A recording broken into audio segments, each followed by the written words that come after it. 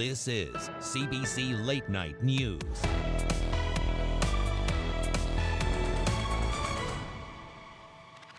Good evening, I'm Marivelle Tarouk. It's been more than 24 hours since the first presumptive case of the coronavirus in Canada was discovered in Toronto. A 50-year-old man is being treated at Sunnybrook Hospital after returning from China this past week. So far, no other cases have been reported. But as Natalie Nanowski shows us, the virus's presence in the city is sparking a lot of concern. These blue masks have become a very hot commodity these days. So much so, this pharmacy in Thornhill is sold out. I'm quite scared because I go to TNTN place, there's a lot of Chinese people there, and you never know which people just came from China, right? I'm nervous about how fast the virus is spreading. There are about 3,000 confirmed cases and at least 80 deaths worldwide. So far, only one case in Canada. Officials say it was only a matter of time before the coronavirus arrived here, and when it did, they say patient zero did everything right. In fact, provided information to the first responders that he had recently returned from Wuhan. So the first responders were able to respond wearing protective gear and were able to alert the hospital to which he was being transported, Sunnybrook. He's currently stable, staying in a negative pressure room to contain the illness. Authorities are also tracking down those who sat next to him on the plane. If you don't get a call from public health authorities, it means you were not right next to that 2-meter radius of that particular patient. With flu season here, many clinics are asking questions to help distinguish the coronavirus from influenza. So as long as there's a travel history and they don't feel very well, we take an extra strap and we give them a mask. We offer them a mask and we ask them to cover their face when they're coughing. And if available, we'll put them in a separate room. Most businesses and schools are following the advice of public health officials who say the risk of an outbreak in Canada remains low, and since SARS, special protocols have been established. We have activated our Emergency Operations Center at the Public Health Agency. That also allows us to connect with all the other federal government departments, which we have to work very closely together, including the Canadian Border Services Agency. The best way to stay safe, doctors say, is to wash your hands frequently. Use a tissue or your sleeve to cover your cough or sneeze, and stay at home if you're feeling sick. Natalie Nanowski, CBC News, Toronto. Well, face masks are now more common at Pearson Airport as well since news of that positive test for the virus in Canada. Lorenda Redekop has more on what's changed for travelers and staff at the airport. It's really striking today the number of people I'm seeing wearing masks. Primarily it is people coming from different parts of Asia, but I'm also seeing employees here. So that includes some flight attendants. I've seen a man who is a baggage porter and also a cleaning crew. I spoke with a couple of them and they say that they just started wearing masks and those rubber gloves just yesterday after the news came out about Canada's first positive test. And it is a man who would have walked through those very same doors right behind me. It was on Wednesday. He was flying from Guangzhou, China. I spoke with a woman on today's flight from Guangzhou. She is from China, and she says that everybody on the flight was wearing a mask. So not just passengers, but also flight attendants. And she says that she started wearing one in China in the last week. So she suggested that the man who tested positive here, he may well have been wearing a mask on that flight. Here's what she suggested to people to keep themselves safe. Wash more your hands and keep a distance with others. And the most important, put your mask on. Today, federal health officials confirmed that the man who has tested positive did have symptoms while on the flight. They say that they are going to be reaching out to other people who were on the same plane, but only people who were seated near him. I spoke to people arriving here today about that response. I think it should be contacted everybody in the flight. Everyone, because you know the flight has the airflow, I think, a long time, so it's very dangerous. I actually don't know enough about the virus to know how it spreads, if it's airborne or contact only or what. So, I mean, they probably have a better handle on that than I would. I assume if they're just checking the people that were near him, make sure he didn't contact anyone, and it's probably safe. I would like to be contacted by the authorities or the concerned department to make sure I'm safe. Some people are also raising questions about why there isn't more screening. They're suggesting things like taking the temperature of people going through airports, things that we have seen in some other countries. Canadian officials say they're following the guidelines from the World Health Organization, which suggests that it's really not that effective. Now, one airline we know of is taking extra measures, and that's Air Canada. It's saying that it knows people are more concerned right now, so it's saying if people want to change their flight or cancel it, they can without charge. Lorenda Redicomp, CBC News, Toronto.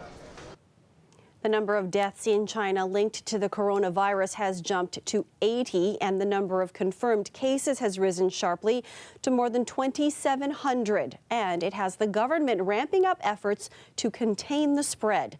Beijing has temporarily banned wildlife trade in markets, supermarkets, restaurants, and e-commerce platforms right across the country. 56 million people in nearly 20 cities face travel restrictions, and visitors are now banned in the worst-hit province. It all comes during China's busiest travel season. The Lunar New Year was celebrated yesterday. Millions traditionally join the celebrations. China announced today that it will extend the week-long holiday by 3 days, and that schools will return from the break later than usual. The basketball world is feeling shock and sadness at the death of Kobe Bryant. The basketball icon was killed in a helicopter crash today. The craft went down in a field in Southern California. 8 others were killed, including Bryant's 13-year-old daughter. CBC's Paul Hunter reports. Witnesses heard an explosion, and for hours afterwards, smoke billowed in the hills outside Los Angeles. The helicopter that had been carrying Kobe Bryant and others lay as a crumpled wreck. Individuals that saw the aircraft said it was coming down at a fairly significant rate of speed and impacted the ground on the hillside behind me. Word spread quickly that among those killed was the former NBA star. The shock deepened when it was also learned that Bryant's 13-year-old daughter, Gigi, was killed alongside him. NBA players throughout the country today were stunned. As the Toronto Raptors got set to play in San Antonio this afternoon, darkness. Earlier today, the NBA lost one of the greatest to ever play the game. And after a moment of silence for Bryant when the game began, players immediately paused everything in their own tribute to one deemed an all-time great. Indeed, for 2 decades, Kobe Bryant was a transcendent player. 18 All-Star games as a Los Angeles Laker, 5 league championships, 2 Olympic gold medals, even an Academy Award in 2018 for the short film Dear Basketball. I ran up and down every court after every loose ball for you. Incredibly, Bryant once scored 81 points, 81 in a game against the Raptors. 81-point game! But Bryant's career was not without controversy. In 2003, he was accused of sexual assault. He later apologized and settled a civil suit out of court.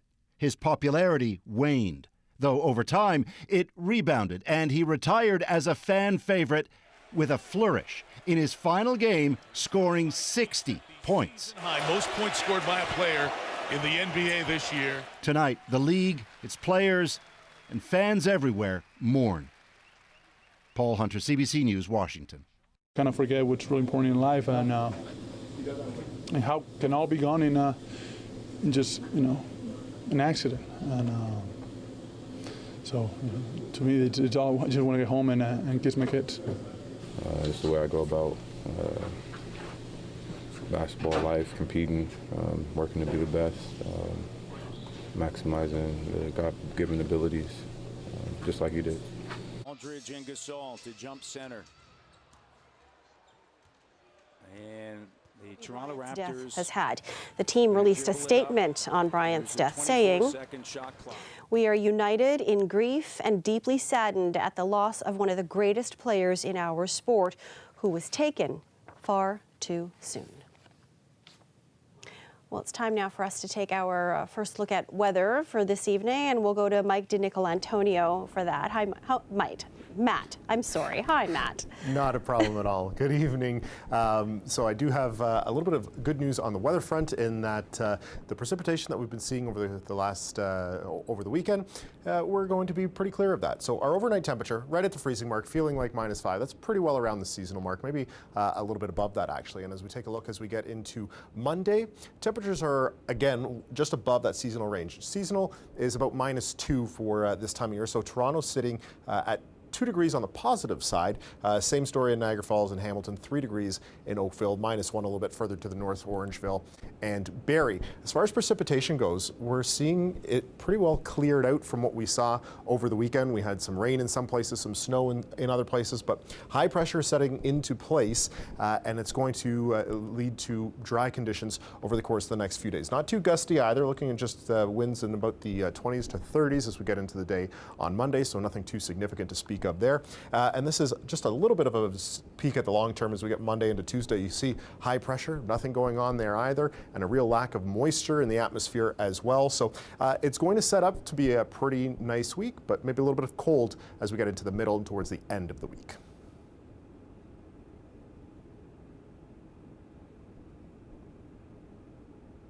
Thanks a lot for that, Matt. No problem. A shooting in Toronto has left a 28-year-old man dead and 2 others injured. Based on the investigation thus far and in consideration of the manner in which this shooting has occurred, we have reason to believe that this is a gang-related event. It happened just past 9 last night at a pizza shop on Kingston Road, just west of Markham Road in Scarborough. 2 people opened fire on the front door and windows of the restaurant.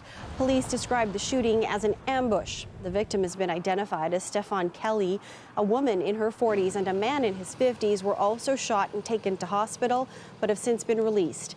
Police are seeking 2 suspects who they believe fled the scene in a silver vehicle. They are both wanted for first-degree murder. I'm a truck driver. I'm not any political guy. I'm not related with any government. His last name is Soleimani, and now he's being denied entry to the United States. Ahead, we'll hear why this truck driver is now worried about his livelihood and his family's future. Plus, a mother and her daughter and a mother and her son. 4 victims of the Tehran plane crash were honored today. Loved ones share how they're being remembered after the break.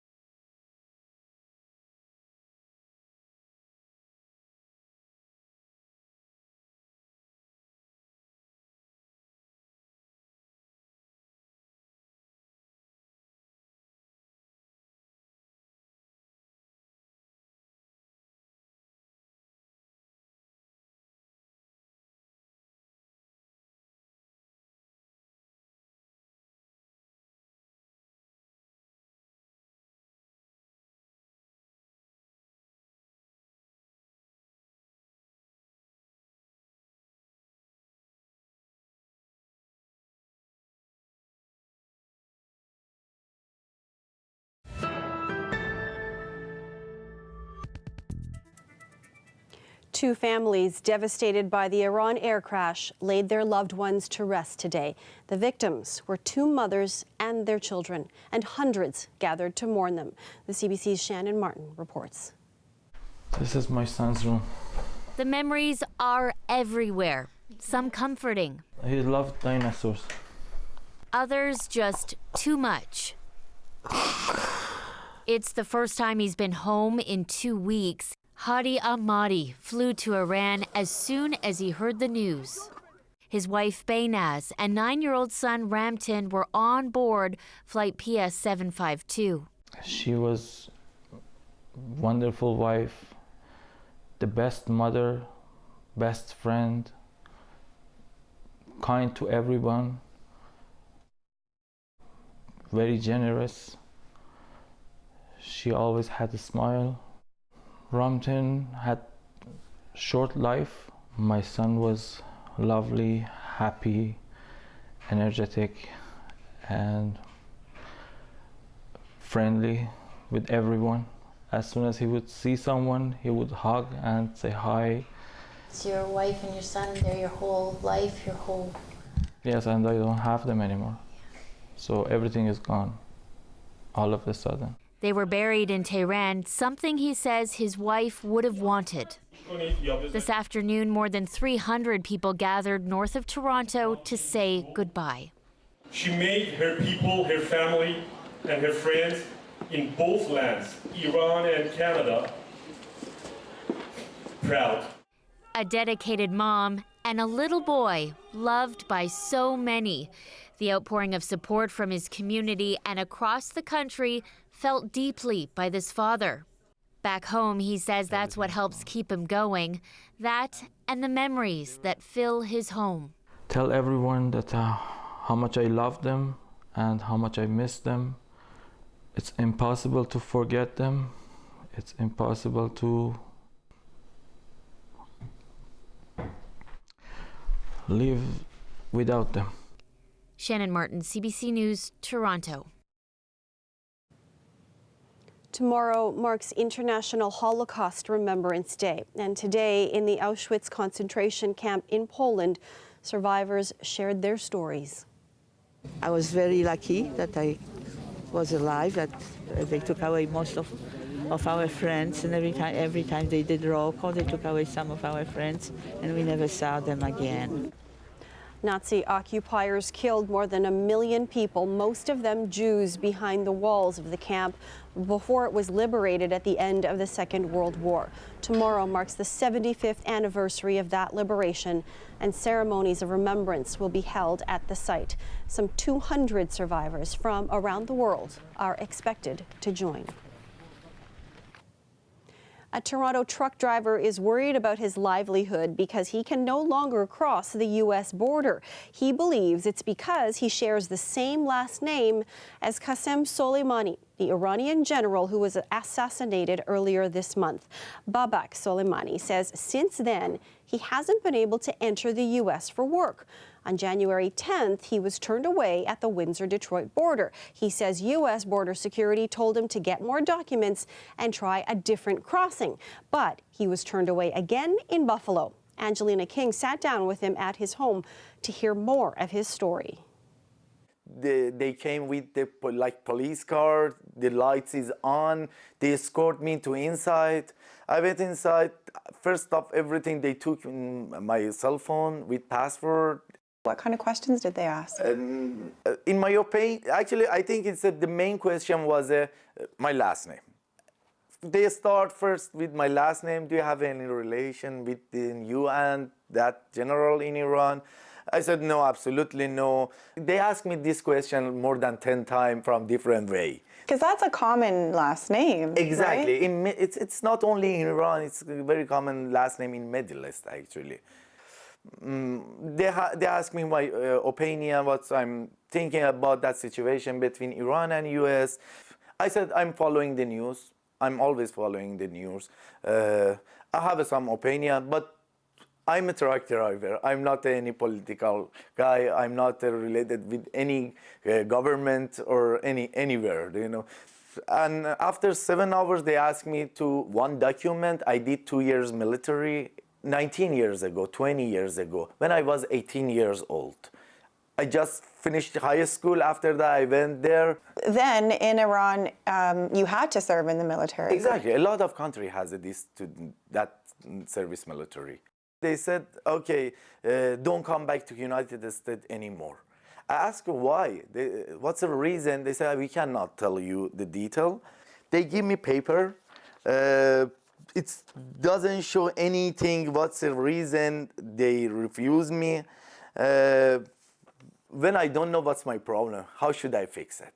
And you've never had an issue crossing the border previously in your job, Yeah, have you? since I got my citizenship, my passport, I started crossing border around 1 year ago.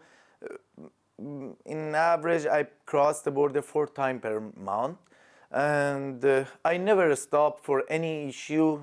So what were you thinking and feeling when they first pulled you over and escorted you inside?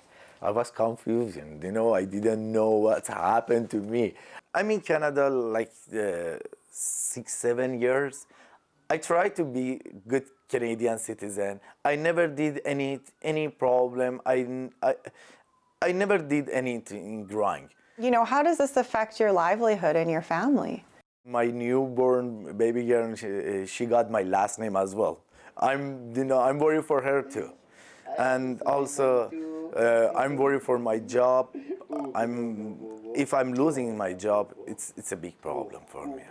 They refuse the Canadian passport. At least they should ask them what's the reason. This is my right to know. Babak Soleimani is hoping the Canadian government can step in and help. Global Affairs told CBC News it isn't commenting on his case at this time. The Canada Border Services Agency directed our questions to U.S. Customs and Border Protection. That agency confirmed Soleimani was, quote, deemed inadmissible and was refused entry into the United States, end quote, at the Detroit crossing on January 10th, but it did not say why.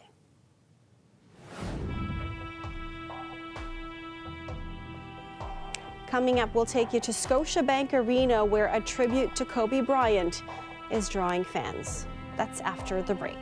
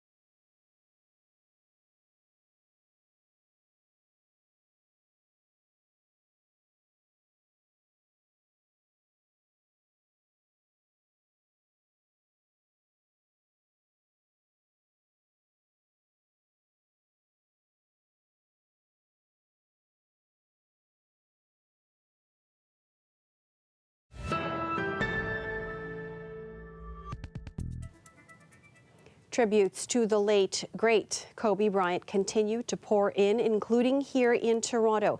The Jumbotron outside Scotiabank Arena is honoring the basketball superstar, and it was a place for fans to come down and pay their respects. Personally, I think he changed the game for me, and watching him grow up, it really allowed me to love a sport and truly feel like I have an escape out of my regular life into the world of basketball at all times. It was the last time he came to Toronto, when the year that he was retiring, and it was my birthday present. That's all I wanted. And just getting to see him one time in person before he retired was one of the best moments of my life. And especially on a day like today, I'm forever grateful for that opportunity, and I'll cherish it forever. Let's check in on our weather forecast for the week, and Matt is back with that. Matt, I mean, just on the Kobe thing, just so many people weighing in saying he just transcended basketball. Yes, absolutely, and I was fortunate enough to cover his last game here in Toronto. I was working for NBA TV Canada and Raptors.com at the time, so just absolutely devastating news today, and my thoughts go out to his family and the families of all the victims today. We'll try and keep things as normal as possible, and we'll talk about our weather for tomorrow. We're sitting right at the freezing mark, feeling like -5, a little bit above seasonal for this time of year, which is the good news, and more good news is that we do have sunshine in those icons, so getting up to 2 degrees. Normal is -4 for Toronto. Niagara, Hamilton, also 2 degrees, sitting at 3 degrees in Oakville. And high pressure is coming into place. This is going to pick up from Monday evening and go right through the middle of the week. High pressure, you don't really see a lot of precipitation hanging out there, and it's because we have a lack of moisture in the air as well. So atmospheric moisture is pretty non-existent. Dry stretch for this week. Our temperatures will be dropping as we get later into the week because of this Arctic air that's actually going to swing in from the northeast. So a little bit of a backwards pattern. We normally see this just coming straight south or from the west, so that's going to keep our temperatures cool. Not quite as cold as what they're going to experience in somewhere like Montreal or Ottawa, but as we get through to the middle of the week, those temperatures will start to dip back down to more seasonal values. The good news, though, like I said, sunshine in the icons, not a lot of precipitation, so a great opportunity to get out and enjoy some outdoor winter activities. Good advice. Thanks so much, Matt. No problem. Thank you. And that's our show for you tonight. We're going to leave you with more shots of the tribute outside Scotiabank for Kobe Bryant. Thanks for watching.